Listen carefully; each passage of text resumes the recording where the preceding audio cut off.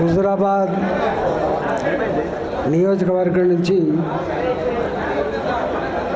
అనేక సంవత్సరాలుగా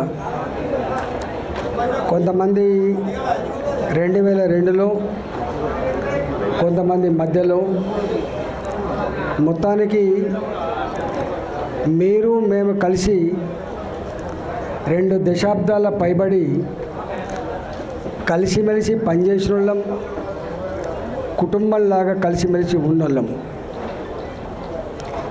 రాజకీయాలలో నాయకుడు ప్రజలు, నాయకుడు కార్యకర్తలు ఉంటారు. కానీ నాయకుడు ప్రజలు కుటుంబ సభ్యుల్లాగా బతికేటువంటి కల్చర్ హుజూరాబాద్ నియోజకవర్గంలో ఉండేది. కొంతమంది రకరకాల ఈ మధ్య సోషల్ మీడియాలో వస్తే సోషల్ మీడియాలో నమ్ముకొని బతికే కొంతమంది ఉంటారు. అబద్ధాల పునాదుల మీద బతికే వాళ్ళు కొంతమంది ఉంటారు. వాళ్ళ బతికే కుట్రలు కుతంత్రాలు చేసేవాళ్ళు ఉంటారు.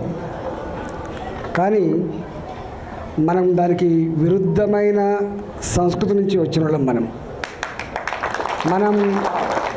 మనకు స్ట్రైట్ ఫైట్ తప్ప స్ట్రీట్ ఫైట్ రాదు. మనం ధీరంతో కొట్లాడతాం తప్ప కుట్రదాలతో కొట్లాడటం కాదు.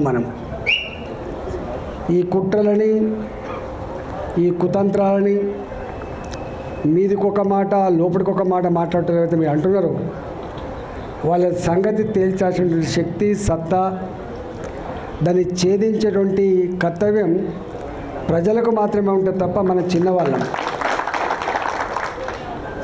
అనుకుంటారు. ఇవన్నీ విషయాలు తెలుస్తాయా, గింతదాకా పోతుందా? కానీ కాలం చాలా గొప్పది.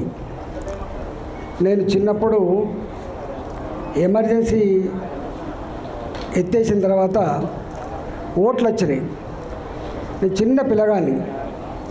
ఆనాడు టీవీ లేదు. ఆనాడు కేవలం రేడియో మాత్రమే ఉండే. సెల్ ఫోన్ల కాలం కాదు, పేజర్ల కాలం కాదు, టీవీల కాలం కాదు. ఎవరో ఒక ఇంటికి పేపర్ వచ్చేది. సాయంత్రం పూట మాత్రం ఆల్ ఇండియా రేడియో న్యూస్ వచ్చేది. గా కాలంలో కశ్మీర్ నుంచి మొదలుపెట్టి కన్యాకుమారి వరకు ఆనాటి నియంతృత్వం, ఆనాటి ఎమర్జెన్సీ, ఆనాటి నరమేధానికి వ్యతిరేకంగా ప్రజలు ఎట్లా ఓట్లేసి గెలిపించారో మనం చూసినాం. అంటే ప్రజలు టెలిపతిలాగా కశ్మీర్ నుంచి మొదలుపెట్టి కన్యాకుమారి వరకు ఎట్లా సమాచారం చేరుతుందో, ఎట్లా పదుకున్నట్లు ఓట్లేస్తారో 70 ఏళ్ళలో చూసిన నేను. ఇవాళ ఈ కాలం ఏం కాలమే? ఇది సెల్ ఫోన్ల కాలం. ఇవాళ నేను మాట్లాడుతున్నా, రికార్డు చేసుకుంటాడు. నేను బాజాప్తా యుద్ధం చేస్తాను తప్ప బేజాప్తా యుద్ధం చేస్తాను కాదు. బాజాప్తా మాట్లాడటం తప్ప బేజాప్తా మాట్లాడటం కాదు. సందర్భం వచ్చినప్పుడు తప్పకుండా ఎక్కడ మాట్లాడాలి, ఏం మాట్లాడాలి అవన్నీ చేస్తాం.